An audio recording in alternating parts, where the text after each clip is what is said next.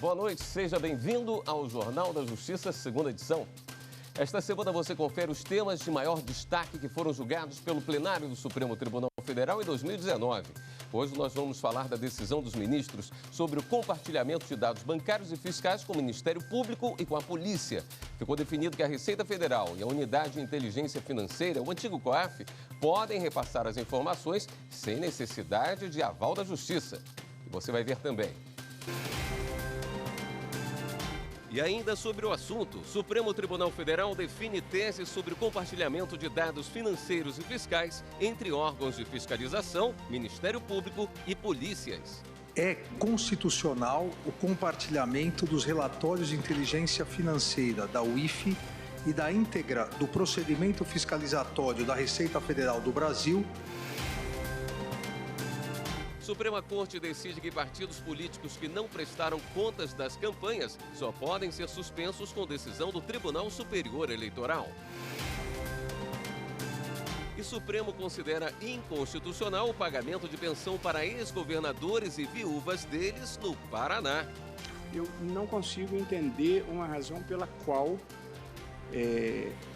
esse descrime favorável mereça reconhecimento.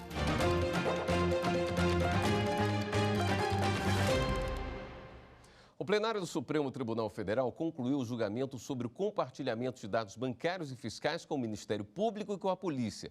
Por maioria, ficou definido que a Receita Federal e a Unidade de Inteligência Financeira, o antigo COAF, podem repassar as informações sem necessidade de autorização da Justiça.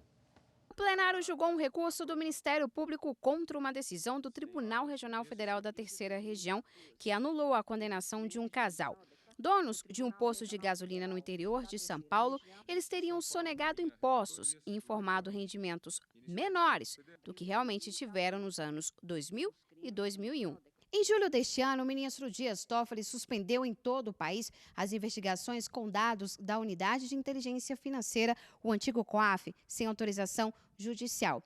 Ele trouxe o debate deste caso para o plenário, para ser analisado em conjunto com o recurso sobre a decisão do TRF3. O julgamento começou no último dia 20 de novembro. Na ocasião, o MP pediu para manter o compartilhamento sem precisar de aval do Judiciário.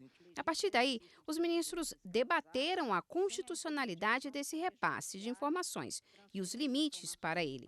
Sobre a Receita Federal, definiram por maioria que o MP pode acessar os documentos, inclusive dados bancários e declarações de imposto de renda.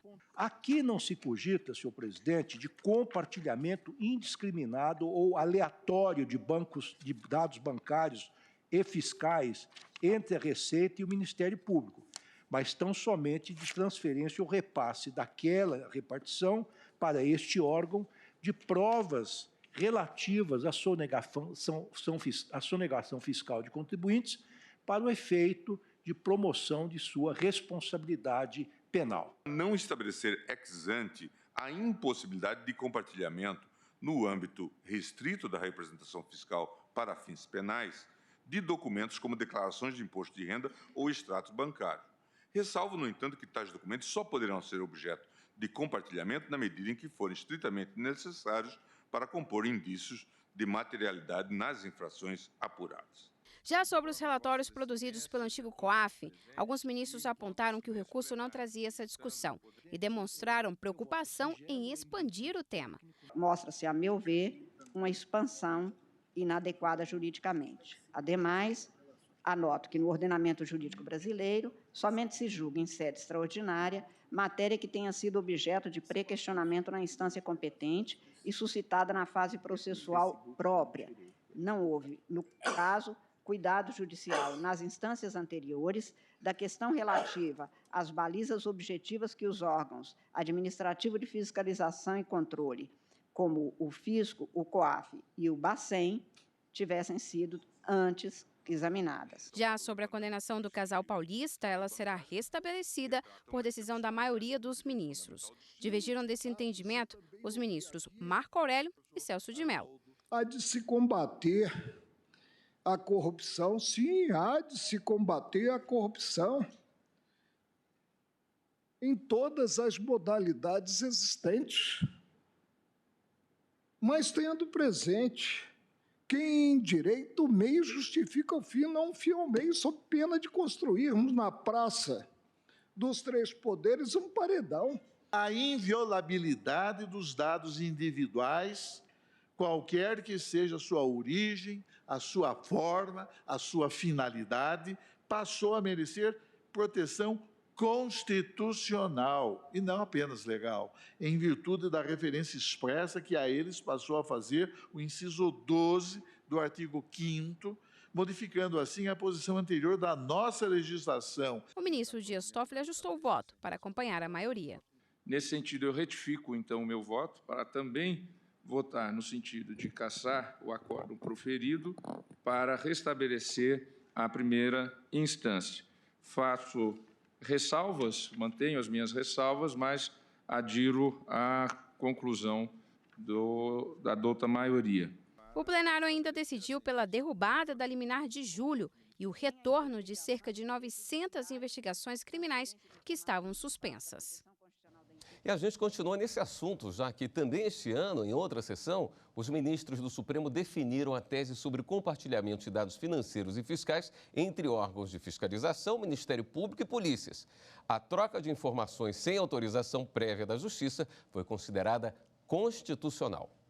A tese aprovada pelo Supremo Tribunal Federal foi formulada pelo ministro Alexandre de Moraes. É constitucional o compartilhamento dos relatórios de inteligência financeira da UIF e da íntegra do procedimento fiscalizatório da Receita Federal do Brasil, que define o lançamento do tributo, com os órgãos de persecução penal para fins criminais, sem a obrigatoriedade de prévia autorização judicial, devendo ser resguardado o sigilo das informações em procedimentos formalmente instaurados e sujeitos a posterior controle jurisdicional.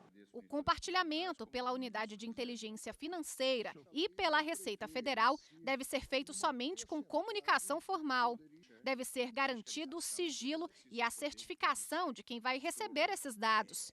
São necessários ainda instrumentos de apuração e correção de eventuais desvios desses dados. O plenário do STF autorizou por maioria o compartilhamento de informações do antigo COAF e da Receita Federal com o Ministério Público e a Polícia, sem a necessidade de autorização judicial. Faltava apenas definir os parâmetros de como isso ia ser feito. A tese fixada pelo Supremo Tribunal Federal foi aprovada por 10 votos a 1. O ministro Celso de Mello foi um dos votos vencidos no julgamento da última quinta-feira. Para ele, o uso de dados sigilosos deveria ter autorização da Justiça. Na análise das regras, no entanto, ele se manifestou a favor dos parâmetros. Nós todos enfrentamos a controvérsia, discutimos a questão. Por isso, já resolvido o caso concreto, onde fiquei vencido, eu me pronuncio, então, agora quanto à formulação da tese. Eu estou em inteiro acordo com a proposta formulada pelo eminente ministro Alexandre de Moraes. O ministro Marco Aurélio foi o único a votar contra o estabelecimento de critérios. O julgamento se fez flexibilizando-se, sob a minha ótica, o sigilo de dados previsto no inciso 12 do artigo 5º da Constituição Federal, afastando-se o primado do judiciário. Vencido, desaprovo a tese. Para falar mais sobre esse assunto, a gente conversa agora com a consultora jurídica da TV Justiça, Karina Zucolotto. Oi, Karina, boa noite. Boa noite, William. Bom, ficou assim então. Dados fiscais e bancários podem ser repassados para o Ministério Público sem necessidade de autorização judicial. Agora, para se chegar a esse resultado aqui, foram 5 longas sessões, né? 5 longas sessões plenárias que a gente acompanhou tudo aqui pela TV Justiça. E 2 sessões, uma extraordinária convocada para uma quarta-feira pela manhã, foi quando se iniciou o julgamento com as sustentações orais, o relatório e o início do voto do ministro Dias Toffoli, relator, que acabou se seguindo ao longo de toda a sessão plenária da quarta-feira à tarde também. Na quinta-feira seguinte, votou apenas o ministro Alexandre de Moraes, que abria a divergência em relação aos pontos que o ministro Dias Toffoli havia colocado. E depois, outras 3 sessões para que todos os ministros pudessem se manifestar e chegar a essa conclusão todos eles seguindo, a maioria, o voto do ministro Alexandre de Moraes, no sentido de que esses dados podem ser repassados tanto pela unidade de inteligência financeira, a UIF, que antes era o COAF, assim como a Receita Federal, sem a necessidade daquelas balizas que haviam sido traçadas no voto inicial do ministro Dias Toffoli, relator. Isso porque, quando votou, o ministro Dias Toffoli, ele disse que as informações poderiam ser repassadas, mas ele colocava alguns limites para esse compartilhamento de informações. Então, por exemplo, no âmbito da Receita Federal, ele dizia que o procedimento administrativo fiscal que fosse processado na Receita Federal somente poderia ser compartilhado quando houvesse suspeita de crimes contra a ordem tributária, contra a previdência social, crimes de contrabando, descaminho, e deveriam ser preservadas aquilo que ele chamou de provas sensíveis, como declaração do imposto de renda e os dados bancários. Mas essa decisão dele, como eu disse, acabou evoluindo para acompanhar a maioria ao final da última sessão, em que aquela maioria já havia sido formada. Então, os ministros acabaram seguindo o voto divergente do ministro Alexandre de Moraes. As informações podem sim ser compartilhadas, mas com uma observação bastante importante. Elas devem permanecer sob sigilo ao longo dessa investigação para garantir essa privacidade. E eu me recordo que no voto proferido pelo ministro Alexandre de Moraes, ele disse uma frase que no seu livro também de Direito Constitucional ele reproduz. Os direitos fundamentais não são absolutos e não podem servir de salvaguarda para que organizações criminosas pratiquem crimes. Então, nesse sentido, era preciso relativizar e proporcionar esse compartilhamento de informações com a autoridade que vai investigar, Ministério Público e autoridade policial. Tá bom, Karina, vou pedir que você continue aqui com a gente. No próximo bloco, a gente ainda volta a conversar. E a seguir, Supremo decide que partidos políticos que não prestaram contas das campanhas só podem ser suspensos com decisão do TSE. Para a justiça é ser correta, ser justo com as pessoas, né? Ser justo realmente, né? É o dever de cada cidadão é justamente ser justo.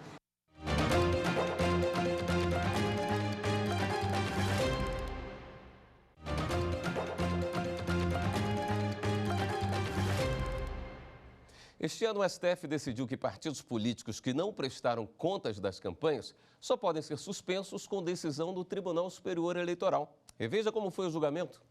O julgamento foi retomado com o voto do ministro Luiz Roberto Barroso, que tinha pedido mais tempo para analisar o processo. Para ele, as resoluções do Tribunal Superior Eleitoral que suspendem o registro de partidos que não prestarem contas são constitucionais. Esse dever de prestação de contas, por evidente, se justifica pelos princípios constitucionais da transparência e para que se possa verificar a legitimidade da utilização desses recursos públicos e desses recursos privados. Portanto, a sociedade tem o direito de fazer o controle social do que o partido político está fazendo com o dinheiro. A ministra Rosa Weber, que também é presidente do TSE, e a ministra Carmen Lúcia acompanharam o entendimento do ministro Barroso. Segundo elas, siglas municipais e estaduais deveriam ficar suspensas de registrar novas candidaturas até que a situação seja regularizada. Essa situação é muito delicada, porque não se trata de contas desaprovadas ou parcialmente desaprovadas ou aprovadas com ressalvas. Trata-se exclusivamente da hipótese de contas não prestadas, traduzindo um verdadeiro desprezo das agremiações partidárias por um dever que lhes cabe enquanto recebem recursos públicos. A análise da ação foi iniciada em outubro, quando o relator do caso, o ministro Gilmar Mendes, afastou a possibilidade de suspensão partidária antes de uma decisão definitiva do Tribunal Superior Eleitoral. Na ocasião, votaram o ministro Alexandre de Moraes, que acompanhou o relator, e o ministro Edson Fachin, que votou pela improcedência do pedido. Os ministros Luiz Fux, Ricardo Lewandowski, Marco Aurélio e Dias Toffoli também votaram com o relator. Essa lei está afrontando, no meu modo de ver, a soberania popular. Porque nós podemos aqui realmente falar do princípio da moralidade. Mas o princípio mais importante em matéria de eleições é o princípio democrático, que vem expresso num dos fundamentos da República, que é a soberania popular. Quando o Tribunal Superior Eleitoral, mediante uma resolução, criou essa sanção nova, discrepou do princípio da legalidade estrita. Por maioria, ficou decidido que partidos políticos nos âmbitos municipais e estaduais que não prestaram contas só podem ser suspensos com decisão definitiva do Tribunal Superior Eleitoral. E voltamos agora a conversar com a consultora jurídica da TV Justiça, Karina Zucolotto. Karina, nesse caso, os ministros aplicaram a técnica da interpretação conforme. Vamos explicar isso aí? Exatamente, William. Nessa ação direta de inconstitucionalidade da relatoria do ministro Gilmar Mendes, que a gente viu, os ministros não declararam definitivamente inconstitucional a norma, as 3 resoluções do TSE e os dispositivos questionados, mas disseram de que maneira aquela suspensão prevista deve ser aplicada. A sanção da suspensão aos órgãos partidários estaduais e municipais pode acontecer, como previu a resolução? Pode. Mas de que maneira? Não pode ser automática. Essa foi a interpretação conforme dada por maioria no plenário quando do julgamento dessa ação direta de inconstitucionalidade. Os ministros, no dia desse julgamento, eles acabaram confirmando uma liminar que já havia sido concedida pelo ministro Gilmar Mendes, nesse mesmo sentido, dando essa interpretação conforme, e o ministro Gilmar Mendes disse o seguinte: não existe na legislação regente sobre os partidos políticos um cancelamento automático desses órgãos partidários estaduais e municipais. O que a lei prevê é que, quando o partido, em âmbito nacional, não presta contas, pode haver o cancelamento. Mas essa previsão não existe quando não houver a prestação de contas por órgão partidário estadual e municipal. E para ele, não poderia, portanto, a resolução estender essa penalidade para esses órgãos partidários estaduais e municipais. Então, a sanção é possível? Sim, é possível, mas não pode ser de forma automática e foi nesse sentido a decisão do Supremo Tribunal Federal. É preciso que haja um procedimento de suspensão ou anotação no registro desse órgão partidário estadual e municipal, frise-se, para que, quando houver uma decisão da Justiça no sentido de que não houve a prestação de contas, para tão somente depois, nesse procedimento específico, após uma decisão transitada em julgado, ter a aplicação dessa sanção. Essa foi a decisão do Supremo envolvendo as resoluções do TSE de 2014, 2017 e 2018 acerca dessa sanção de suspensão ou anotação no registro de órgãos partidários estaduais ou municipais. Tá bom, você ainda volta hoje comigo. E no próximo bloco, o STF considera inconstitucional o pagamento de pensão para ex-governadores do Paraná. Você faz alguma coisa de errado, é punido da forma correta, né? Foi feita a justiça.